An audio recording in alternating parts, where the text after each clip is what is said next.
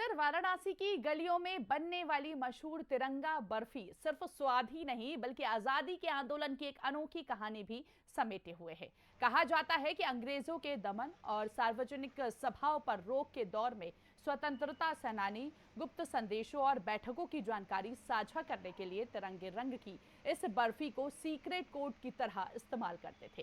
काशी की गलियों से निकली ये खास मिठाई अब स्थानीय पहचान से आगे बढ़कर वैश्विक पहचान बना चुकी है। जीआई टैग मिलने के बाद तिरंगा बर्फी की खास पहचान और भी मजबूत हुई है।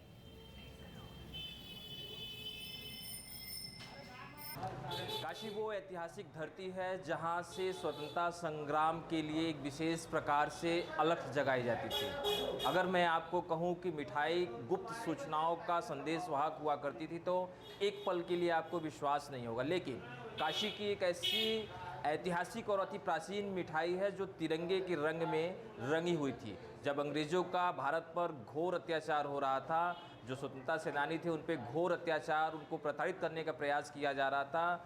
समाचार पत्र के माध्यम से जो सूचनाएं आदान प्रदान होती थी, बैनर पोस्टर के माध्यम से जो सूचनाएं आदान प्रदान होती थी, उस पर पूरी तरह से रोक लगा दी थी। लेकिन काशी वो ऐतिहासिक और ज्ञान की नगरी थी जहां पर स्वाधीनता की अलख जगाने के लिए एक विशेष प्रकार का उपाय चुना, और वो उपाय था बर्फ़ी या मिठाई। मिठाई हर घर में आसानी से उपलब्ध हो पाती थी, इसलिए उसको इस रंग में बनाया गया कि वो हर घर तक स्वाधीनता की अलग जगह है।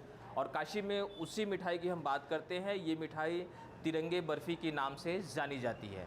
स्वाधीनता के समय में जब भारत पराधीन हुआ करता था तो अंग्रेज़ों की हुकूमत से गुप्त सूचनाएं एक जगह से दूसरी जगह पहुंचाने का ये नायाब तरीका था। जिस दुकान पे हमारी मौजूदगी है, ये दुकान करीब 400 साल से पुरानी बताई जा रही है, और इसको बनाने में तमाम तरह की जो अलग अलग खोए और ड्राई फ्रूट्स का जो मिलावट होता है उसको मिलावट कर ये बनाई जा रही है। सबसे ऊपर जो नारंगी है, बीच में सफ़ेद और नीचे हरा रंग है। दूसरी तरफ है वो अलग से काटने का भी प्रयास हो रहा है, और जो कारीगर हैं इसको बहुत शांत ढंग से और शांत स्वभाव से बनाते हैं। लेकिन ये स्वाधीनता संग्राम में कितना सहायक हुआ करता था, हमारे साथ स्थानीय दुकानदार जुड़ रहे हैं, और ये उनकी क्या नाम है और कौन सी पीढ़ी है इस ऐतिहासिक मिठाई को बनाते हुए आपकी? मेरा नाम कृष्ण कुमार गुप्ता है और चौथी पीढ़ी है जो इस मिठाई के लिए अब अपने आप को समर्पित की हुई है। अच्छा, ये मिठाई में खास क्या है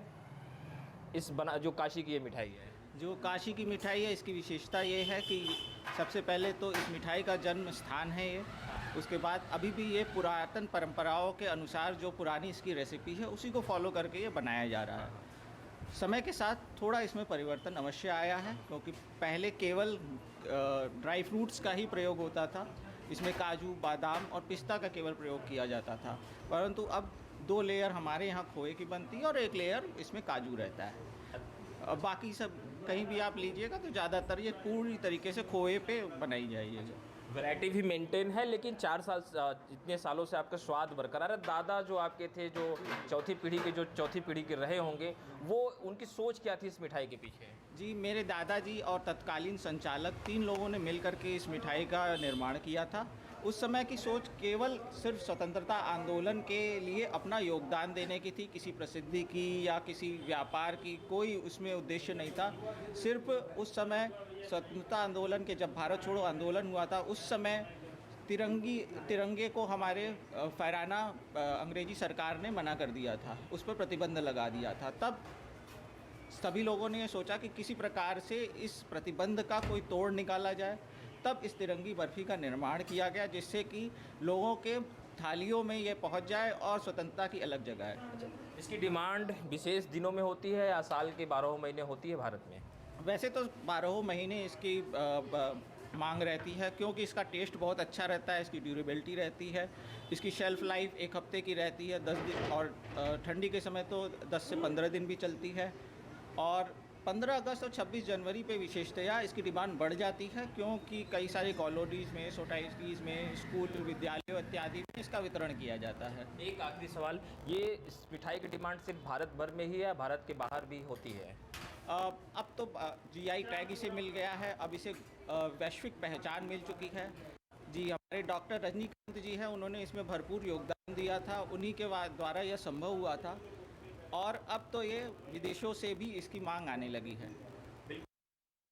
वो तिरंगा बर्फी है, सामने कारीगर हैं, बहुत ही सावधानी पूर्वक और बहुत ध्यान से एक बराबर नाप के, यानी कि उसमें जो साइज़ भी होगी वो एक बराबर ही साइज़ रहती है, इस तरह से उसका प्रयास रहता है। और कितने आराम से और कितने मनोयोग से इस मिठाई का निर्माण किया जा रहा है। काशी की धरती से बना ये मिठाई अब लोकल से ग्लोबल है। सामने एक बार हम ये दिखाना चाहेंगे, ये काशी का अति प्राचीन गली है और इस दुकान के सामने की ये फ़ोटो भी है जिसकी फ्रेमिंग की गई है। ये दुकान 1831 की है, जिसमें बताया गया है कि Benares illustrated by James Prinsep, ये एक प्रसिद्ध इतिहासकार हुआ करता था जिसके समय इस फ़ोटो की फ़ोटोग्राफी हुई है। ये आवर शॉप 1831 यानी कि 1831 की ये दुकान, उस समय की ये फ़ोटो है। इससे पहले की जो दुकानदार का दावा है कि ये दुकान 400 साल पुरानी है।